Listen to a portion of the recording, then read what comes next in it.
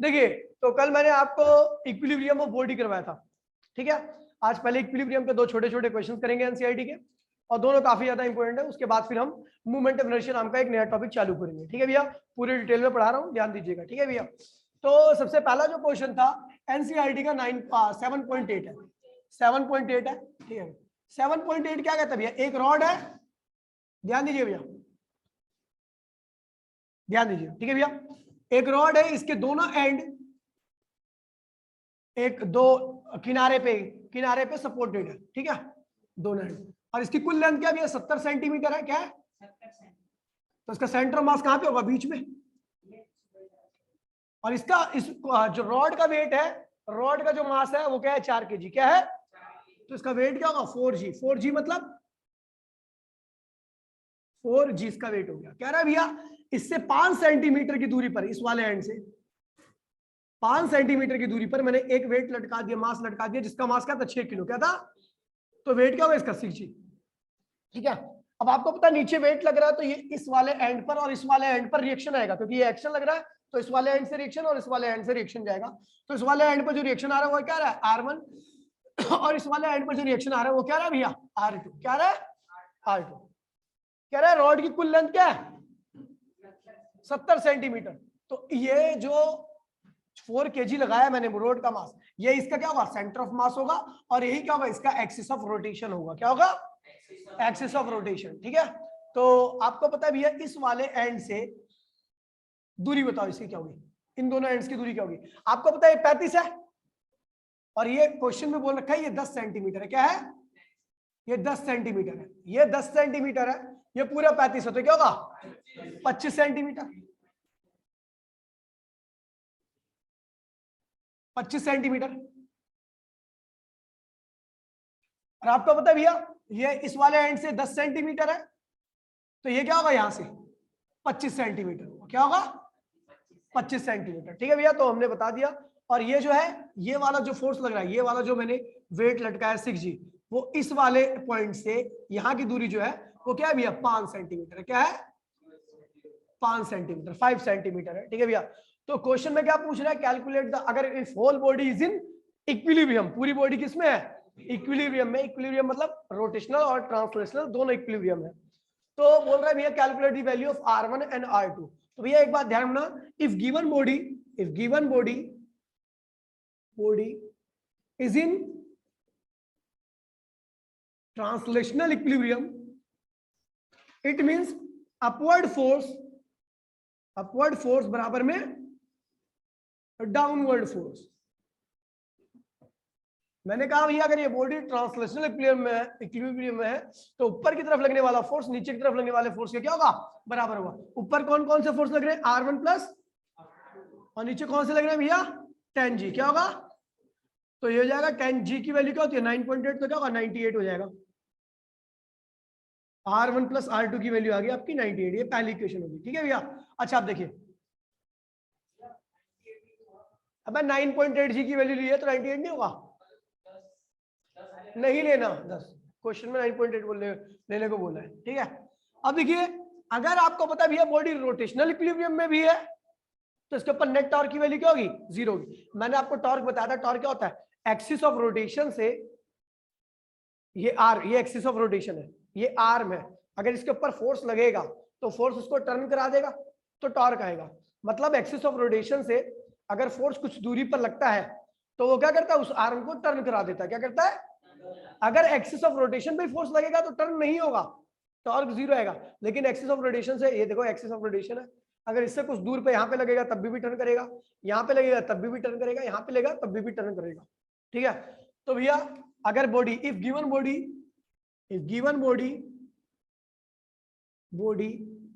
Is in rotational equilibrium, किसमें है? Equilibrium. तो सारे सब टॉर्क की सम क्या होगा? सारे जितने भी टॉर्क है सबका सम क्या होगा? 0। तो अपने पास कितने टॉर्क है?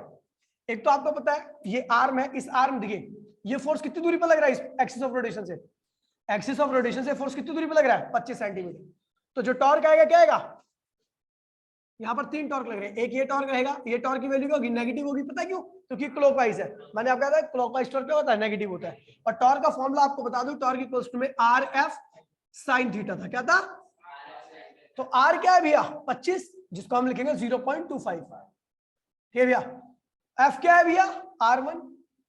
और आपको बता दो भैया इस 25 सेंटीमीटर के आर्म पर ये फोर्स क्या है, परपेंडिकुलर है। क्या है? तो इसलिए साइन नहीं लगाया, तो ये टॉर्क क्या होगा आपका, माइनस लगा दे रहा हूं आगे, क्योंकि आपको पता है ये क्लॉकवाइज टॉर्क है। क्या है? अब देखिए ये वाला जो आर्म है, इस वाले आर्म पर ये फोर्स कहां लग रहा है, ऊपर की तरफ।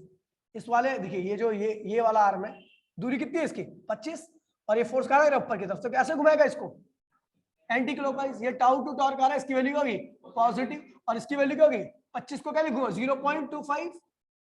और भैया देखिए फोर्स क्या है R2, और आपको बता दूं इस आर्म पर ये फोर्स भी क्या है, परपेंडिकुलर, इसलिए साइन 90 नहीं लिख रहा मैं। अब मैं इसकी बात कर रहा हूं, तो आपको पता है एक्सिस से ये इतनी दूरी पर लग रहा है 5 सेंटीमीटर की दूरी पर, ये एक्सिस ऑफ रोटेशन से ये फोर्स क्या लग रहा है 5 सेंटीमीटर, यानी ये भी क्या बनाएगा, टॉर्क क्या बनाएगा।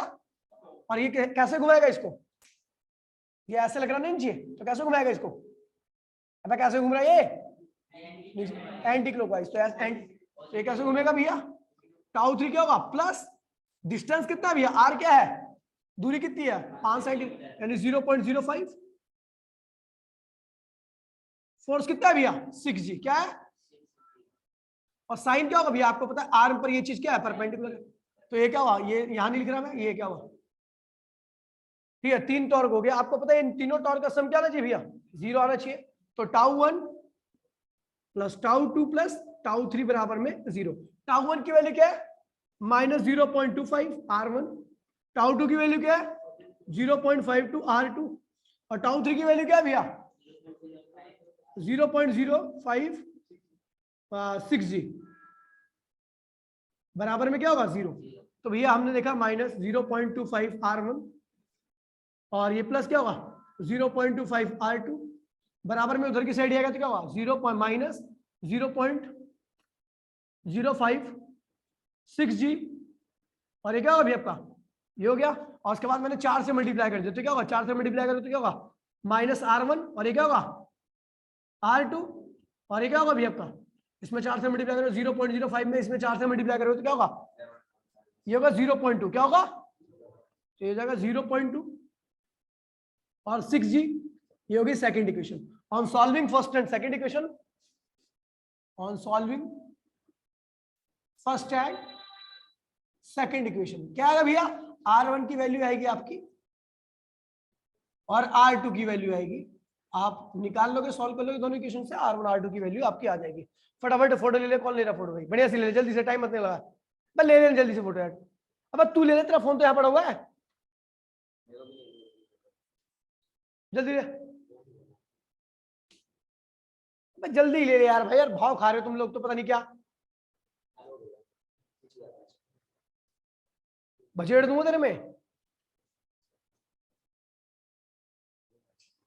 ठीक है अगला क्वेश्चन देखिए,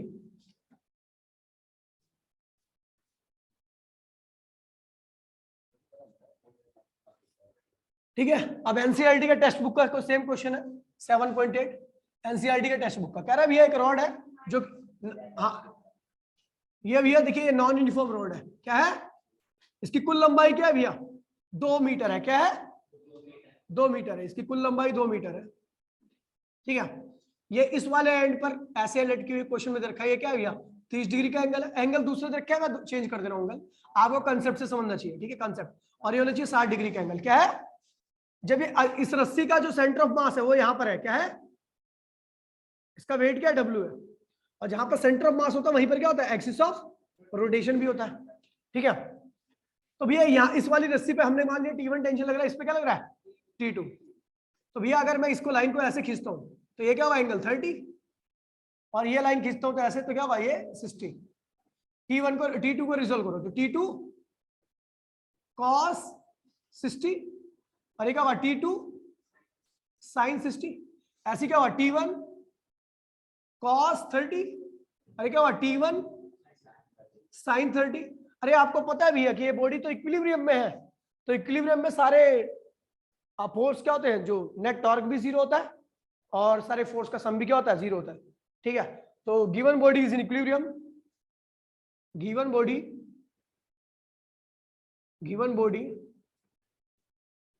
इज इन ट्रांसलेशनल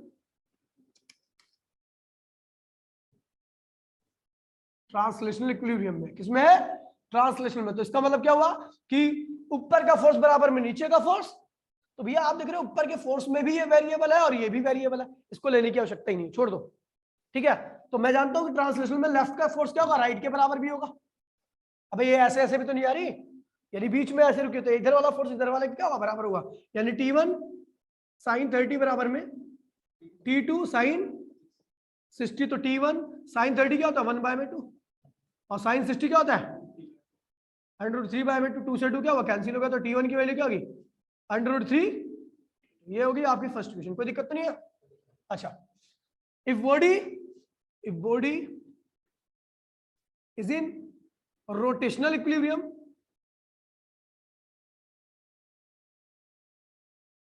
तो इसका मतलब क्या है भैया, टोटल टॉर्क क्या होगा, 0 होगा। तो यहां पर देखिए एक्सिस ऑफ रोटेशन से दूरी कितनी है। अच्छा ये देखिए, ये रखा है डी, क्वेश्चन में पूछ रखा है इसी डी की वैल्यू निकालनी है। किसकी निकालनी है, इस डी की वैल्यू निकालनी है, इस डी की वैल्यू। तो भैया ये 2 मीटर है, ये डी है, तो ये क्या होगा 2 - d हो जाएगा। ठीक है भैया, तो एक्सिस ऑफ रोटेशन से इस फोर्स की दूरी कितनी है, देखिए एक्सिस ऑफ रोटेशन से इस फोर्स की दूरी है डी, कितनी है, और इस पे लग रहा है फोर्स ऐसे, तो कैसा टॉर्क लाएगा ये, क्लॉकवाइज। तो ये टॉर्क क्या होगा, τ1 क्या होगा, नेगेटिव होगा। और किसकी वैल्यू क्या होगी, आर क्या है, डी है, और फोर्स क्या है, T1 cos 30। और आपको पता है दोनों एक दूसरे के परपेंडिकुलर, तो इसे साइन नहीं लिखता मैं, तो ये आएगा -d T1 और cos 30 क्या होता है, √3/2। यानी टॉर्क फर्स्ट की वैल्यू क्या रखी है, यार ये T1 है, -d T1। ठीक है भैया। अच्छा देखिए, ये वाले आर्म पर ये जो क्या बचा है 2 - d, इस वाले आर्म पर ये वाला फोर्स क्या लग रहा है, उधर की तरफ है ना, ऐसे लग रहा है। ये वाला जो फोर्स है ऐसे लग रहा है, ऐसे एंटी क्लॉकवाइज घुमा रहा है, तो ये ऐसे घूमेगा तो τ2 क्या आएगा, τ2 उसमें पॉजिटिव रहेगा, और उसकी वैल्यू क्या होगी, आर क्या है 2 - d है, फोर्स क्या है T2 cos 60। और आपको पता है इस आर पर, इस पे ये फोर्स क्या है, परपेंडिकुलर, तो साइन लिखने की आवश्यकता नहीं है। और 2 - d T2 और cos 60 क्या होता है, √3/1/2। और आपको पता है बस यही दोनों टॉर्क है। आपको पता है ये दोनों टॉर्क क्या होने चाहिए भैया, बराबर होने चाहिए, एक दूसरे के होने चाहिए, या दोनों का सम क्या होना चाहिए, 0 होना चाहिए। तो इसका मतलब क्या, τ1 + τ2 0। क्योंकि अच्छा ये W क्यों नहीं टॉर्क प्रोड्यूस कर रहा, क्योंकि ये कहां पे लग रहा है, एक्सिस ऑफ रोटेशन पे।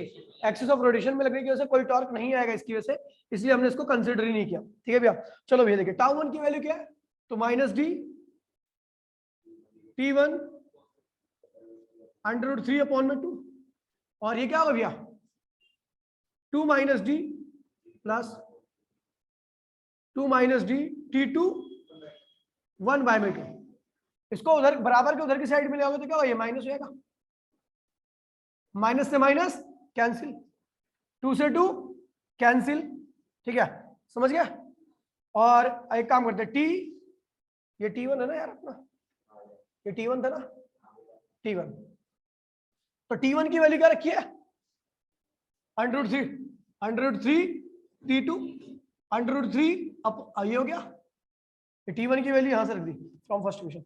और 2 - d इंटू में T2 से D2 भी क्या हुआ, कैंसिल हो गया। तो हाँ यहाँ पे D भी तो था यार, ये रहा D। ठीक है, अब ये क्या होगा, √3 क्या होगा 3D, और ये क्या होगा 2 - d, तो ये 4D बराबर में 2। तो D की वैल्यू क्या होगी 0.5 मीटर। क्या आ गया 0.5 मीटर। फोटो ले लो भैया, फोन इससे देना क्या जरूरी है, फोन बगैर फोन के तरह हार्ट बीट नहीं चलती क्या, मत दियो फोन, अपने पास ही रखियो। अबे क्या कर रहा है यार श्यामुल, इतना टाइम लगता है अपनी फोटो थोड़ने खींच रहा शादी के लिए, हो गया। अब आते हैं भैया मूवमेंट ऑफ इनर्शिया, जो हमने आज ये दोनों क्वेश्चन कराए थे और चालू किया था। ठीक है भैया, तो बता दो भैया मूवमेंट ऑफ इनर्शिया, जस्ट पहले इनर्शिया पढ़ते हैं। ठीक है, इनर्शिया क्या होता है, इनर्शिया तो एक बॉडी जिसके पास मास है, उसके पास एक प्रॉपर्टी होती है कि अपनी स्टेट को चेंज होने से क्या करता है, अपोज करता है। तो इनर्शिया क्या होता है? ठीक है भैया, इनर्शिया क्या है भैया कि एक तरह की प्रॉपर्टी जो बॉडी की स्टेट में चेंज को अपोज करती है। स्टेट चेंज कुछ भी हो सकता है, रेस्ट से मोशन, मोशन से रेस्ट, या स्पीड का चेंज होना। तो it is the property, it is the property, it is the property which opposes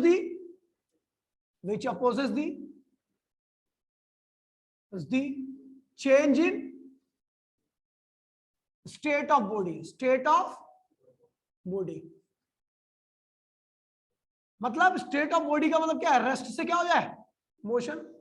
यहां पर भी स्टेट चेंज हो रही है। मोशन से क्या आ जाए? रेस्ट। यहां पर भी आपकी स्टेट चेंज हो रही है। और स्पीड चेंज हो जाए तो यहां पर भी स्टेट चेंज हो रही है। इन सबको अपोज करने वाले को लीनियर मोशन में, किसमें? लीनियर मतलब बॉडी लाइन में चले, रोटेट ना करे। लीनियर मोशन में जब ये चेंज आते हैं तो उसको जो अपोज करता है उसे इनर्शिया कहते हैं। और inertia is directly equal to mass of body. क्या है? बॉडी का मास जितना ज्यादा होगा, लीनियर मोशन में चेंज को बॉडी उतना ही ज्यादा क्या होगी? अपोज करेगी। ट्रक का मास क्या होगा? ट्रक क्या करेगा? ट्रक की स्टेट काफी देर तक बनी रहती है। ट्रक है, इसका इनर्शिया क्या है भैया? I1 है। और एक छोटी सी साइकिल है,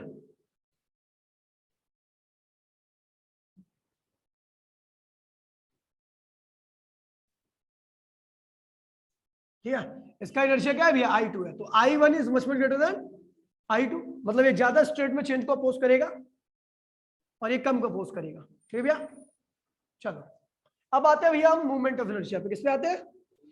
मूवमेंट ऑफ इनर्शिया। MOI लिखूंगा। होता क्या? तो जैसे लीनियर मोशन में इनर्शिया आता है अपोज करने के लिए, वैसे ही रोटेशन मोशन में क्या करता है? मूवमेंट ऑफ इनर्शिया आता है। तो movement of inertia it opposes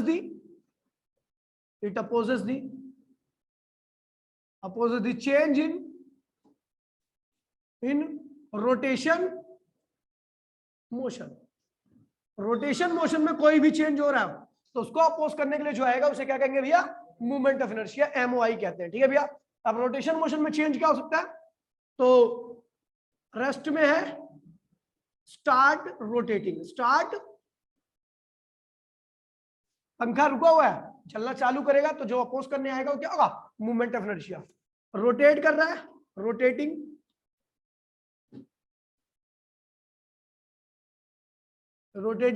तो रेस्ट में जब होने लगेगा तब भी क्या आएगा? इनर्शिया आएगा उसको अपोज करने के लिए।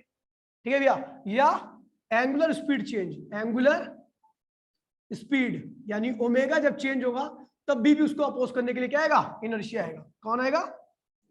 ठीक है, चेंज, तब भी क्या आएगा? इनर्शिया आएगा। तो रोटेशन मोशन में चेंज को अपोज करता है उसको हम क्या कहते हैं भैया? Movement of inertia. समझ गया? फोटो ले भाई।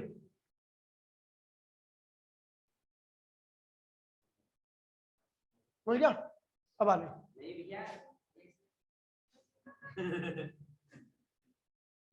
सैमुअल सर में बजा दूंगा ये भी।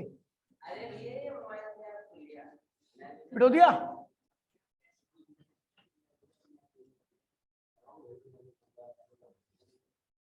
देखिए भैया, आगे बढ़ते हैं, बात करते हैं भैया formula of expression of movement of inertia. तो expression of MOI, movement of inertia, ध्यान दीजिए भैया, ये बड़ा ही ऑब्जर्वेशन बेस्ड है। ठीक है, एक्सप्रेशन इसकी ऑब्जर्वेशन बेस्ड है। तो बाय ऑब्जर्वेशन, देखिए भैया जिस चीज का मास ज्यादा होता है, मैंने मान लीजिए मैंने इस चीज को घुमाना चालू किया, ये क्या है? इसका एक्सिस ऑफ रोटेशन, ये ओमेगा स्पीड से घूम रहा है। ठीक है, और इसका मास क्या भैया? M है। इसकी वेलोसिटी क्या है? V है। ठीक है, इसकी वेलोसिटी क्या है भैया? V है। और एक्सिस ऑफ रोटेशन से इस मास की दूरी क्या है भैया? R है। तो इसका जो इनर्शिया होगा कौन सा? मूवमेंट ऑफ इनर्शिया, क्योंकि रोटेशन मोशन हो रही है, ये ऐसे घूमेगा ना गोल गोल। ठीक है भैया, तो इसका जो मूवमेंट ऑफ इनर्शिया होगा वो क्या होगा? मास ऑफ बॉडी इनटू में उसका रेडियस जो है उसके स्क्वायर के इक्वल। ऐसा क्यों होता है? तो देखिए भैया, बाय ऑब्जर्वेशन, ऑब्जर्वेशन क्या कहती है भैया? ऑब्जर्वेशन कहती है कि भैया जो इनर्शिया है, मूवमेंट ऑफ इनर्शिया को किससे लिखते हैं? I से। किससे लिखते हैं? I से। ये कहता है भैया कैपिटल I से। ठीक है, अगर जिस बॉडी का मास ज्यादा होगा, जैसे मान लीजिए आपका देखिए जनरेटर वगैरह में एक मोटा सा फ्लाई व्हील लगाते हैं तगड़ा सा। वो क्यों लगाते हैं? ताकि वो जनरेटर को बहुत देर तक मोशन में मेंटेन करके रख पाए। यानी जब जनरेटर रुकने का प्रयास करे तो व्हील की वजह से जल्दी से रुके ना। समझ गए भैया? तो यानी ये मास के क्या होता है, जिसका वैसे भी आपको पता है जिसका मास ज्यादा होगा उसका इनर्शिया क्या होगा, ज्यादा होगा, चाहे वो नॉर्मल इनर्शिया चाहे वो मूवमेंट ऑफ इनर्शिया। दूसरा, आपने देखा छोटा पंखा बड़ी जल्दी से घूमने लगता है और बड़ी जल्दी से रुक भी जाता है, क्योंकि उसकी पंखड़ी क्या होती है, छोटी होती है। बड़ा पंखा होता है धीरे धीरे घूमता है और काफी बंद करने के बाद भी काफी देर तक घूमता रहता है। मिक्सी देखिए, तुरंत चालू करो स्पीड में आती है, तुरंत बंद करो तुरंत रुक जाती है, क्योंकि उसकी पंखड़ी क्या है, छोटी है। यानी जिसका साइज छोटा होता है वो जल्दी से स्टेट चेंज करता है, यानी उसका मूवमेंट ऑफ इनर्शिया क्या होता है, कम होता है। यानी जिसका साइज बड़ा होगा तो उसका मूवमेंट ऑफ इनर्शिया क्या होगा, यानी जल्दी से स्टेट को चेंज नहीं करेगा। तो ये ऑब्जर्वेशन में देखा गया कि आर स्क्वायर के डायरेक्टली होती है। दोनों कंबाइन किया तो I is directly equal to M R square होगा। आई इज इक्वल में k times of M R square. तो आई के की वैल्यू क्या होती है, यहाँ पर 1 होती है। एसआई सिस्टम में 1 होती है यहाँ पर के की वैल्यू, ठीक है। और तो ये फॉर्मूला क्या होगा, एम आर स्क्वायर। तो ये फॉर्मूला आपका यहां से आया है, ठीक है भैया, ठीक है। अगर मैं यहाँ पे एक एग्जांपल दूं तो आप देखोगे ये क्या है, m1 मास है और ये क्या है, r1 रेडियस। इसका इनर्शिया क्या होगा, i1 क्या होगा, m1 r1 स्क्वायर क्या होगा। ये घूम रहा है ऐसे, घूमती बॉडी के पास इनर्शिया होगा, रुकी बॉडी के पास कोई इनर्शिया नहीं होगा। तो ध्यान रखना, if rotation motion is zero then inertia movement of inertia is also zero. हाँ कह सकता है, ठीक है।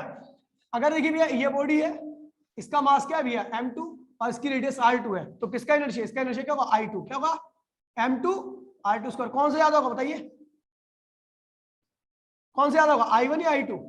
इसका भी मास m है, इसका भी मास m है, तो ये क्या होगा, mr1 स्क्वायर mr2 स्क्वायर। किसका इनर्शिया याद होगा, पहले या दूसरे का, i2 का। i2 is greater than i1, ठीक है।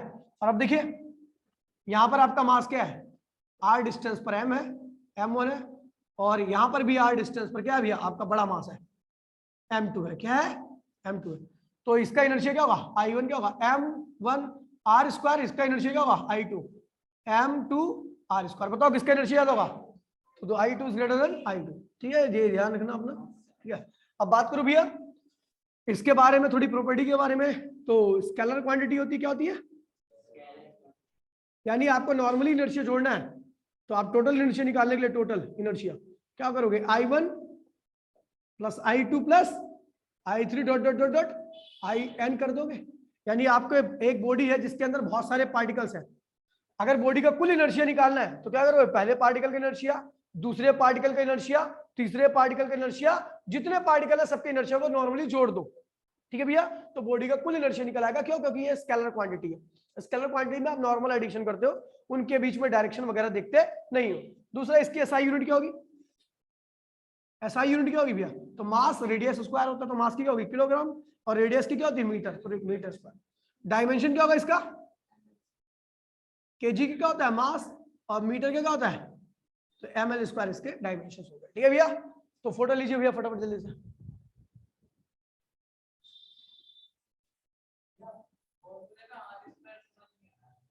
अब ऑब्जर्वेशन में देखा गया कि अगर आप टू रेडियस, जैसे मान लीजिए इनर्शिया एक था, क्या था, इनर्शिया एक था, रेडियस तेरी r थी, तूने रेडियस को डबल कर दिया, क्या कर दिया, डबल कर दिया, तो जो मूवमेंट ऑफ इनर्शिया होगा ना वो डबल नहीं होगा, वो 4 गुना हो जाएगा ऑब्जर्वेशन में।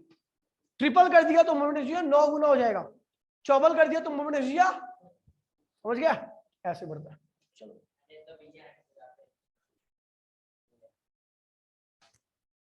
ठीक है, बड़े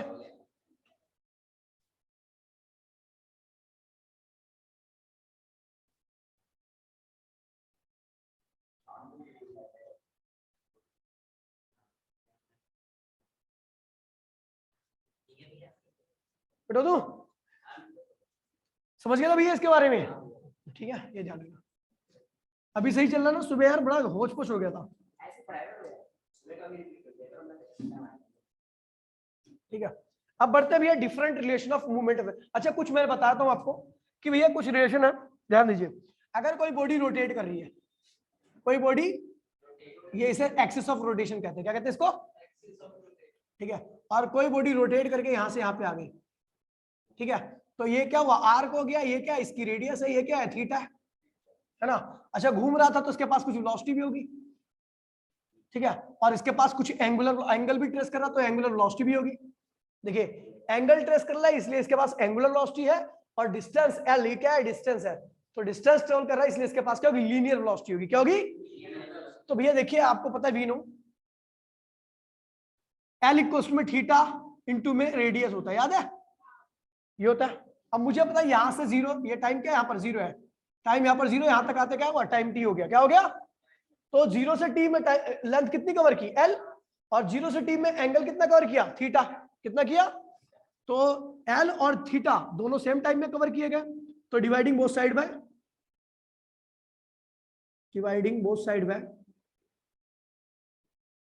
बाय टी, तो क्या होगा, एल अपॉन में टी, थीटा अपॉन में टी इंटू में रेडियस, डिस्टेंस अपॉन में टाइम क्या होता है भैया, वेलोसिटी, थीटा अपॉन में टाइम क्या होता है, एंगुलर वेलोसिटी इंटू में रेडियस। ये रिलेशन ध्यान रखना, एक रिलेशन ये था। अच्छा हम देख रहे हैं भैया इस पे टॉर्क भी लग रहा है, क्या लग रहा है, टॉर्क, क्या लग रहा है, और जब कहीं पर फोर्स लगता है तो बॉडी अपनी स्पीड चेंज करती है, और कहीं पर टॉर्क लगता है तो बॉडी अपनी स्पीड भी चेंज करती है और एंगुलर स्पीड भी चेंज करती है, दोनों चीज चेंज होता है किसके लगने पर, टॉर्क के लगने पर। ठीक है भैया, तो टॉर्क लग रहा है तो बॉडी अपनी स्पीड और एंगुलर स्पीड दोनों ही चेंज करेगी।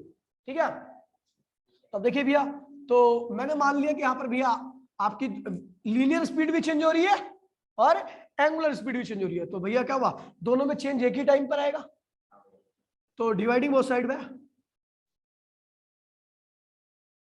ड्यू टू टॉर्क, यहां पे लिख देता हूं due to torque V and omega are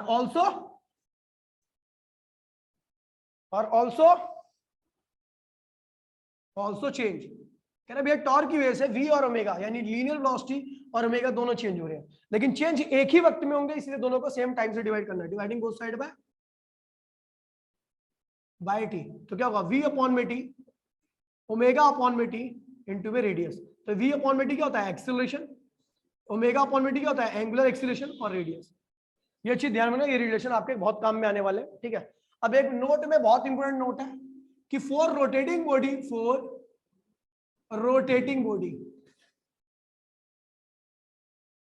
अगर कोई बॉडी रोटेट कर रही है, मान लीजिए मैं इस रॉड को रोटेट करा रहा हूं, ये इसका क्या है, एक्सिस ऑफ रोटेशन है, क्या है, इस पर 3 पॉइंट बना रहा हूं, P1 पॉइंट, P2 पॉइंट और P3 पॉइंट। तो भैया देखिए जब ये रॉड पूरी complete in A complete rotation, in a complete rotation, एक कंप्लीट रोटेशन में क्या होगा, टाइम कितना होता है, कैपिटल टी लेते हैं जब भी कंप्लीट रोटेशन की बात की जाए, तो टाइम कितना लगेगा, टी, और एंगल कितना बनेगा, 2 पाई, कितना बनेगा, 2 पाई। तो भैया अगर मैं इसकी रोटेशन की बात करूं, अच्छा ये जब ये रॉड कंप्लीट रोटेशन कर लेगी तो P1 P2 और P3 भी क्या करेंगे, कंप्लीट रोटेशन कर लेंगे, यानी तीनों का एंगल क्या होगा, P1 पार्टिकल का एंगल भी क्या होगा, एंगल ऑफ P1 पार्टिकल क्या होगा, 2 पाई, एंगल ऑफ P2 पार्टिकल क्या होगा, 2 पाई, और एंगल ऑफ P3 पार्टिकल भी क्या होगा, 2 पाई होगा। यानी सबका एंगुलर डिस्प्लेसमेंट क्या है, सेम है, चाहे वो पहला पार्टिकल चाहे कितने भी पार्टिकल्स हैं, अगर ये रॉड एक बार रोटेट कर जाएगी तो सारे पार्टिकल भी क्या करेंगे, उतना ही एंगल बनाएंगे जितना रॉड ने बनाया। ठीक है, यानी हर पार्टिकल का एंगुलर डिस्प्लेसमेंट क्या होता है, सेम रहता है, यानी θ1 बराबर में θ2 बराबर में θ3। अगर रोटेटिंग बॉडी है तो सबका थीटा क्या होगा, सेम रहेगा, जितने ही पार्टिकल्स उस बॉडी के अंदर। ठीक है, अगला देखिए, अब देखिए भैया टाइम आपको पता है, अगर रोड को रोटेट करने में कितना टाइम लगा, टी, तो पहले पार्टिकल को रोटेट करने में क्या लगेगा, टी, दूसरे पार्टिकल को भी रोटेट करने में कितना टाइम लगेगा, तीसरे पार्टिकल को रोटेट करने में कितना लगेगा, टी, सबको सेम टाइम लग रहा है, यानी समझ गया, T1 T2 और T3 सबके लिए टाइम क्या है भैया, सेम। ठीक है, अब देखिए भैया अगर ये पंखा एक्सिलरेट, पंखड़ी एक्सिलरेट हुई है, ठीक है भैया, मैं अभी एंगल की बात कर रहा हूं, तो अगर इसका एक्सेलरेशन अल्फा है तो इसका भी क्या होगा, अल्फा ही होगा, पंखड़ी का एक्सेलरेशन क्या है, अल्फा, तो जितने भी पार्टिकल्स हैं हर पार्टिकल का एंगुलर एक्सेलरेशन क्या होगा, अल्फा ही होगा, समझ गए भैया, क्योंकि सब पे उतना ही टॉर्क लग रहा है। ठीक है भैया, तो सबका एक्सेलरेशन क्या होगा, angular acceleration of P1 particle, angular acceleration of P2 particle, angular acceleration of P3 particle, सबका क्या होगा भैया, इसका भी अल्फा, इसका भी अल्फा, इसका भी अल्फा, यानी कोई भी पार्टिकल हो सबका एंगुलर एक्सेलरेशन क्या होगा, अगर बॉडी क्या है भैया, सेम है, यानी अगर कोई बॉडी रोटेट कर रही है तो उसमें सबका थीटा सेम रहेगा, सबके लिए टाइम पीरियड ऑफ रोटेशन क्या होगा, सेम रहेगा, सबके लिए अल्फा क्या होगा, सेम रहेगा। आगे भी लिख रहा हूं, अगर देखिए भैया इसकी एंगुलर वेलोसिटी ओमेगा है, तो इसकी भी क्या होगी ओमेगा, इसकी भी क्या होगी ओमेगा, क्योंकि आपको पता है सेम टाइम में, देखिए सबको टाइम क्या लग रहा है, सेम रोटेट करने में, सब सेम एंगल कवर कर रहे हैं, सेम एंगल सेम टाइम में सब कवर कर रहे हैं, तो सबको कवर करने में टाइम कितना लगेगा, सबकी एंगुलर वेलोसिटी भी क्या होगी। अब एक बॉडी रोटेट कर रही है ओमेगा से, तो उसके अंदर पार्टिकल जितने भी रहेंगे सब किससे रोटेट करेंगे, ओमेगा से ही रोटेट करेंगे, तो क्या होगा सबका, इसका भी ओमेगा 1 ओमेगा 2 ओमेगा 3, तो क्या होगा ओमेगा 1 बराबर में ओमेगा 2 बराबर में ओमेगा 3, एक रोटेटिंग बॉडी के लिए। ठीक है भैया, अगर कोई बॉडी रोटेट कर रही है तो उसमें हर एक पार्टिकल का ओमेगा क्या होगा, सेम होगा। ठीक है, ठीक है।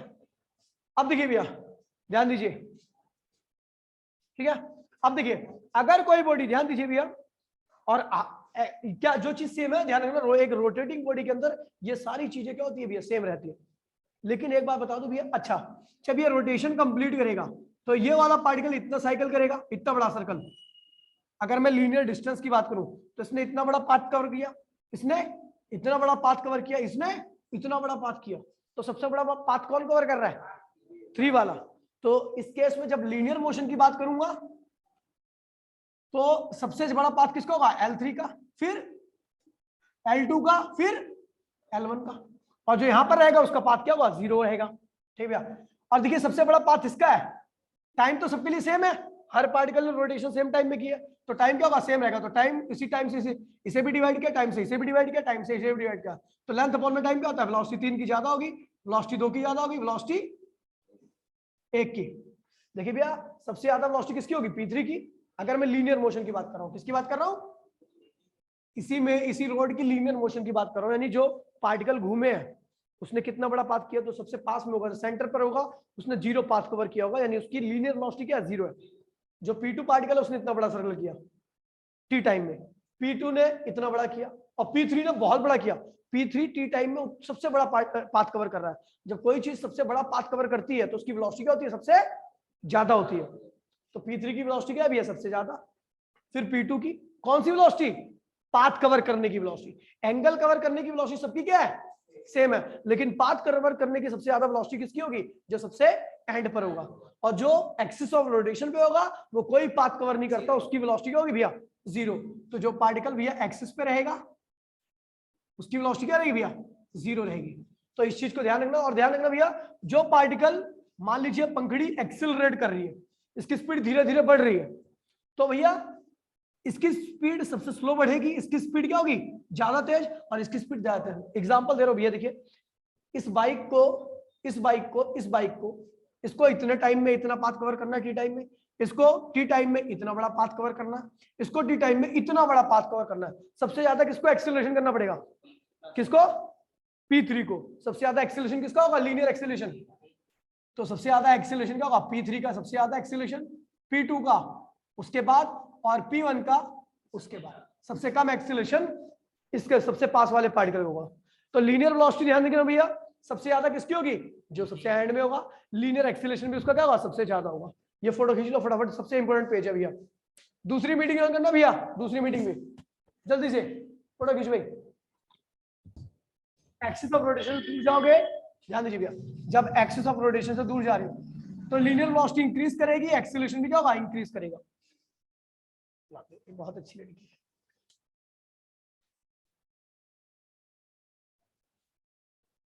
मुर्दे में जान डाल देती है ये चीजें। ठीक है, समझिए, हो गया भाई। दूसरी मीटिंग ऑन करना अगली, चलो भाई मिटो रहा हूं मैं इसे, फोटो ले ली। अब देखिए डिफरेंट रिलेशन कराने जा रहा हूं, अलग अलग रिलेशन, अगली मीटिंग में कराता हूं जल्दी से। ठीक है, ज्वाइन करो भैया दूसरी मीटिंग।